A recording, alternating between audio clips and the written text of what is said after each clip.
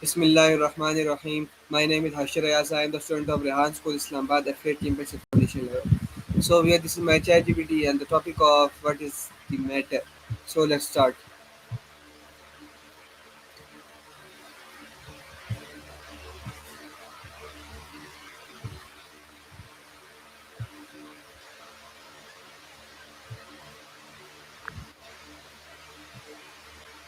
What does the phrase "what is the matter" usually mean? Absolutely. I'm here and ready to help.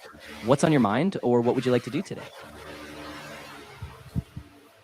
Why do people ask what is matter when someone looks upset? That's a great question. I think a lot of times people instinctively ask what's the matter because they want to show care or concern, but they might not know exactly what to say. Sometimes just giving that open door for the person to share can make them feel safe or understood.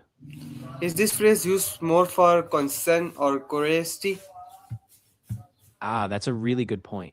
I think it often depends on tone and context. Sometimes it's just a reflex, people are curious, but other times it's really a genuine attempt to connect. So it can carry both depending on how it's asked. Where did the expression "what the matter" originate? Yeah, so the phrase "what's the matter" has been around for quite a while. It's kind of rooted in older English, tracing back to the idea of matter as a cause or a problem. Basically, it was a way to inquire about what issue or concern was happening. And over time, it just became a common everyday phrase. How old is this phrase in the English language? Yeah, it's actually pretty old. The concept of asking about a matter in the sense of a problem or a concern goes back to at least the late Middle Ages. By the 16th and 17th centuries, you see it popping up in literature and daily speech. So it's really been part of English for hundreds of years. Why is concern an important human emotion? I think concern is so important because it's really at the heart of our social connections. It drives us to care about others, to notice when something's wrong, and it helps us form trust. Without concern, we might not be motivated to be kind or to help one another, and that's kind of a big deal. Can asking what's the matter strengthen friendships? Absolutely. When you ask a friend, what's the matter? It's a way of showing them that you care, and it invites them to open up. That kind of attention and empathy can really deepen a friendship because it says, I'm here and I want to understand. How do parents use this phrase with children? Yeah, for parents, it's often a simple but really powerful way to check in. They might ask it if a child seems down or upset, and it gives the child a safe space to share what's inside. So it's both a tool for comfort and a way to build that trust. Why do teachers often ask students what's the matter? Yeah, teachers often use it as a way to gauge a student's well being, especially if a student seems distracted or withdrawn. It shows that they care about the student as a whole person, not just their academic performance. And sometimes just that small question can help a student feel seen and supported. How does tone change the meaning of this phrase? Yeah, tone is huge. If you say it gently with a soft voice, it comes across as really caring and empathetic. But if it's more abrupt or flat, it might feel more curious or even distant. So the way you say it really guides how the other person hears the meaning behind the words. Can what's the matter sometimes sound rude? Yeah, it definitely can, especially if it's said in a rushed or dismissive way. Without the right tone, it might come off as impersonal or even like you're brushing them off. So context and delivery are really key to keeping it kind and genuine. How do movies show concern through this phrase? Oh, that's a great point. In movies, they often use what's the matter in really subtle ways. For example, a parent or a friend might say it softly before a big emotional conversation. The expression can act as a trigger, leading to a turning point or revealing a hidden struggle. So it's often a really powerful storytelling tool. Why do people sometimes hide their problems? Yeah, that's really common. A lot of times people hide their problems because they're afraid of being a burden, or maybe they don't want to be judged. Sometimes it's just easier to put on a face and keep things to themselves, even if they're struggling inside. Can what's the matter sometimes sound rude? Yeah, it can. If it's said too abruptly or without real care, it might come off as dismissive or even impatient. So, like a lot of things, it really depends on the tone and the context in which it's used. What emotion are usually connected with this question? Yeah, so a lot of emotions can be tied to it. Things like worry, compassion, sometimes even anxiety. It's really a bridge for vulnerability. When we ask, we're often inviting the other person to let down their guard, so it's tied to this kind of emotional openness. Is it easy for everyone to share their feelings? Not always, no. I mean, for some people, it comes naturally, especially if they feel safe and supported. But for others, it can be really hard.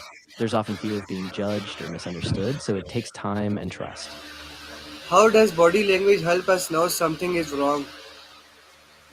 Yeah, body language is huge. Things like avoiding eye contact, crossed arms, a slumped posture, those subtle cues can signal that something's off, even before a person says a word. So it kind of gives us a way to pick up on hidden feelings. Can this phrase help someone feels less alone? Yeah, absolutely. When someone asks what's the matter with real care, it can make the other person feel seen and not so isolated. It's like a small lifeline, reminding them that someone is paying attention and ready to listen, which can be so comforting. How is concern shown differently in various cultures? Yeah, that's a really interesting point. In some cultures, concern might be shown more through direct verbal questions, like asking what's wrong, while in others, it could be expressed through actions, bringing food, giving space, or offering practical help. So it really depends on the cultural norms and expectations. What is the difference between sympathy and empathy? Ah, good question. So, sympathy is more about feeling sorry for someone from a bit of a distance. You recognize their pain, but you're not necessarily feeling it yourself. Empathy, on the other hand, is really stepping into their shoes. You actually feel what they're feeling, and it creates this deeper emotional connection. Why do close friends notice problems quickly? On the other one, Yeah, close friends, exactly. They notice small shifts in behavior, like a change in tone, or if someone seems quieter than usual, because they know the person so well. So, that familiarity lets them catch those subtle signs pretty fast.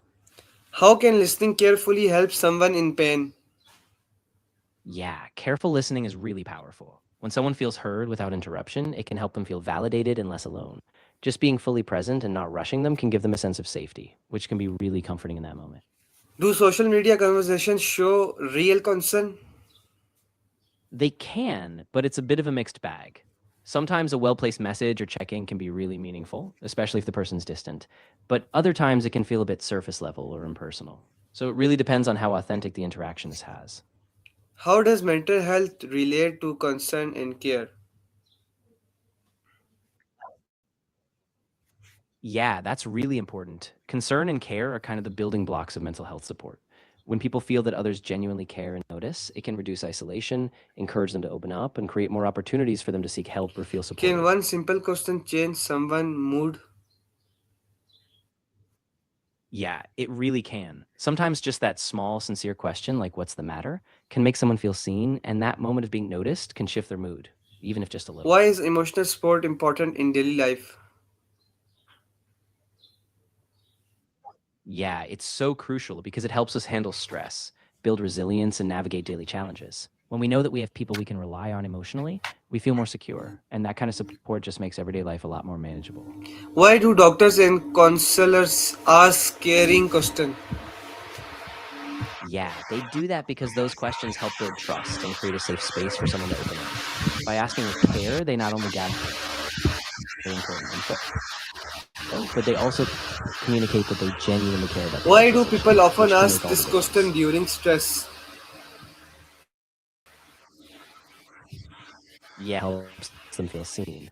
Asking a simple "what's the matter" can give them a chance to name their feelings, which can be a huge relief and help them take a step toward calming down or getting support. How does mental health relate to concern and care? Yeah, so mental health really thrives on that sense of being seen and supported.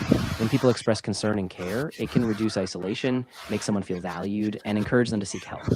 So, in a big way, concern and care are the foundation for better mental health and recovery. How do siblings show concern for each other? Yeah, siblings often show concern in really subtle ways, like checking in after a tough day, offering a small gesture of support, or even just being there quietly. It might not always be grand, but that consistent presence really shows they care. Why do doctors and counselors ask caring questions?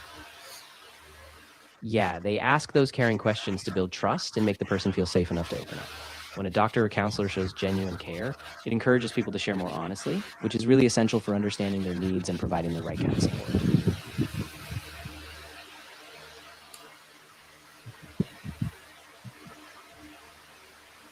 So, viewer, this is my chat GPT on the topic of what is the matter. So, this is successfully done. So, Assalamu alaikum. Pakistan.